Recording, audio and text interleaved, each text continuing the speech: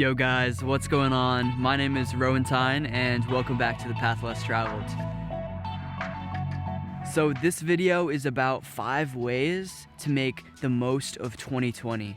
This is about 5 ways that you can step into this new year and new decade really powerfully. And this is what I've been doing. And coming into the end of the year, we just had winter solstice. Something that I've really witnessed in my life in the past 4 years has been how I'm creating my own reality. And that was something I was very unconscious to. I had no awareness around previously in my life, and I was just running on autopilot. And one of the many things that has really helped me create a better reality for myself, a life that I'm really inspired to live, all of that is only possible because I started being more intentional. I started reflecting more on my life. So I want to share with you guys how I'm choosing to step into 2020 and how you can do the same for you and your life. So the first step to making the most of 2020 is celebrating what really worked in 2019. This is an opportunity for you to journal and reflect and take a look at the things that really went well. Because I know for myself, I can get so focused on like what's next and what I need to do better and be critical of myself. And it's so important that we also celebrate things that are really working, because actually psychologically, if you are happy about a certain behavior or a certain thing that you're doing in your life, it's going to make it easier for you to ingrain that as a pattern and a habit in your life, because it's like you're literally rewarding yourself with happy chemicals in your body, which will make your body and your entire being want to do it more, which will mean that you're programming your subconscious mind to do those things more. So for me, what really worked in 2019 was being able to spend the first half of the year traveling a lot, creating a lot. I was in like 7 countries or something like that.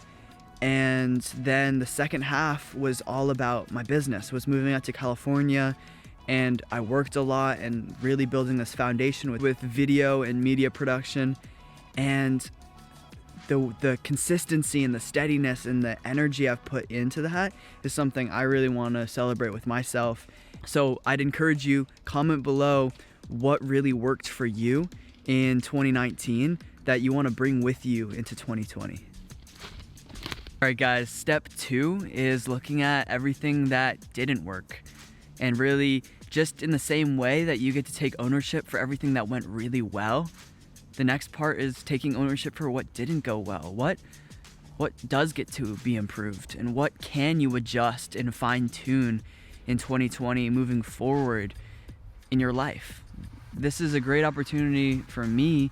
What I've been doing is really looking at where the parts of my life, the aspects of my life that I didn't put a lot of energy into. Like for me, I want to have more life balance moving into 2020. I still want to work a lot, but I want to have more relationships. I want to have more connections. I want to enjoy life more. And that's a big part of step 3, which I'll get into in a second here. But this is a great opportunity for you guys to take a look at what didn't work in 2019 and reflect and use those things that were maybe your weaknesses. Use those things that you didn't put so much energy into that you actually want to, and make that more of a priority. It's really important for us to identify our weaknesses and be willing to look at them, willing to take ownership of them, because if we don't take ownership of them, then we can't control them. Those are your opportunities for growth. Those are your opportunities to make a shift, because awareness precedes all change. And if you can have the awareness of what isn't working, then you can start being open to actually receiving the answer and the solution. So if you can have awareness, then you can actually change something. If you don't have awareness of it, then you can't change it. All right, guys, so step 3 is all about setting an intention. This is finding one word or a phrase or something that you can use as your center for the year. Last year, my center was my heart. Finding my heart, reconnecting with my heart, and listening to that voice, that energy, that part of me. You can't know if you're actually in alignment in your life. You can't actually know if you're in the right direction if you don't have a center, if you don't have that North Star that you can use to align yourself with.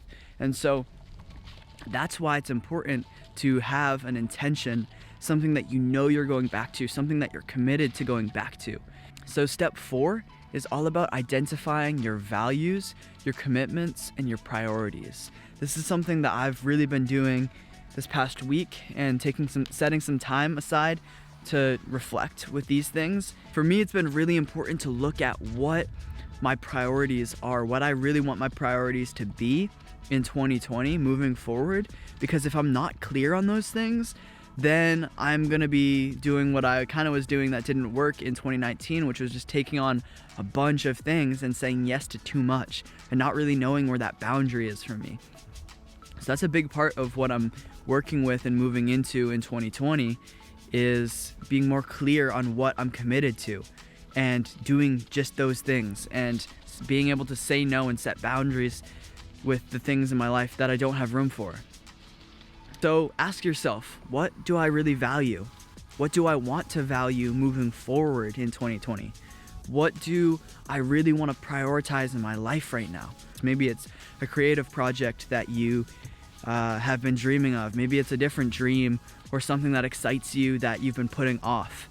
But prioritizing and then understanding what you're committed to. What are those things that you need to commit to? Like your different roles in your life. And then what do you want to commit to? What commitments do you want to make to yourself that you can stick to? And step 5 is about accountability.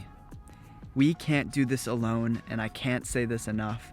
We all need accountability. We all need to do this with people. So I want to invite and challenge everybody who's watching this, everybody who's choosing to step powerfully into 2020, to enroll somebody that you're close with into stepping in powerfully into 2020 with you. You can send them this video, you can share this with somebody, you can just tell them these different techniques and ask them if they want to do it with you. But check in with other people and share this with other people instead of just trying to do it by yourself. Because if you're trying to do it by yourself, you just don't have any accountability in your life for that. And so it's easy to slip out of things when we don't have the accountability. So I encourage you to reach out to me or reach out to a friend and share this video with people so we can actually spread this message and have more and more people living in 2020 more happy, more fulfilled, more alive, more vibrant, more connected with themselves, others, nature. There's so much potential. There's so much that's going to be happening in this next decade. It's going to be crazy to look back at this video. It's going to be crazy if you just take a quick mental snapshot of your life right now.